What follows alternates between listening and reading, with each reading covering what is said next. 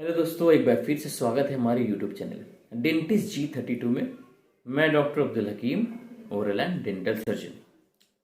आज की इस वीडियो में हम आपको बताएंगे RCT यानी रूट कैनाल ट्रीटमेंट के बारे में, यानी दांत की नसों का इलाज कैसे करते हैं।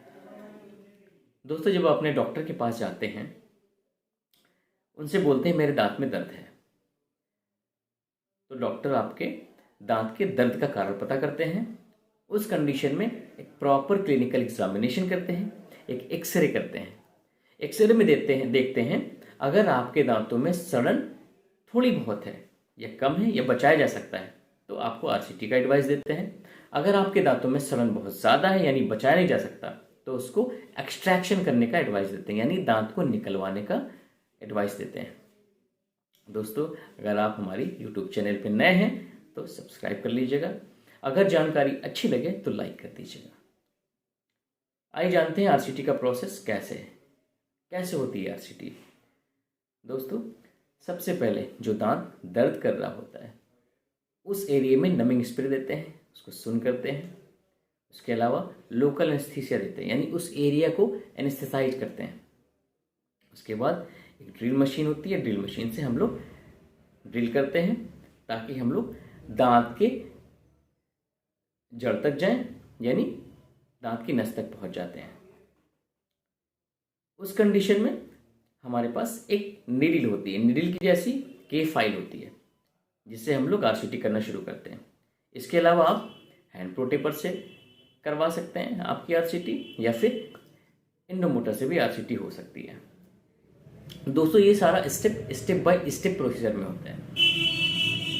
तो धीरे धीरे हम लोग RCT करना शुरू करते हैं स्टेप बाय स्टेप प्रोसेस में।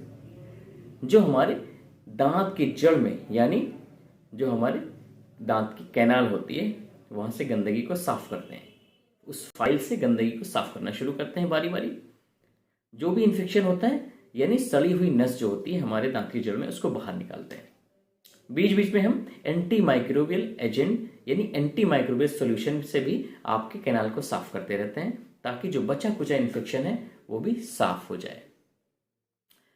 ये सब प्रोसेस होने के बाद, यानी पूरा इन्फेक्शन जब दांत की जड़ से खत्म हो जाता है, उसके बाद हम एक कॉटन लेते हैं, उसमें दवा लगाते हैं।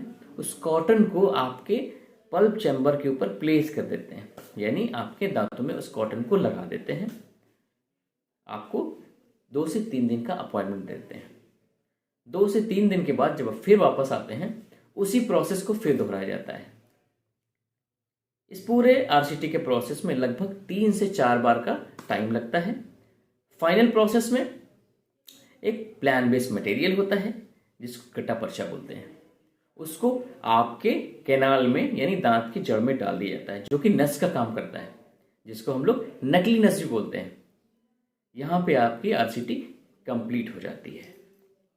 उसके बाद उस दांत के ऊपर जिस दांत की RCT कंप्लीट हो चुकी होती है, उसके ऊपर आप दांत के कलर का कवर या कैप लगवा सकते हैं। Thank you.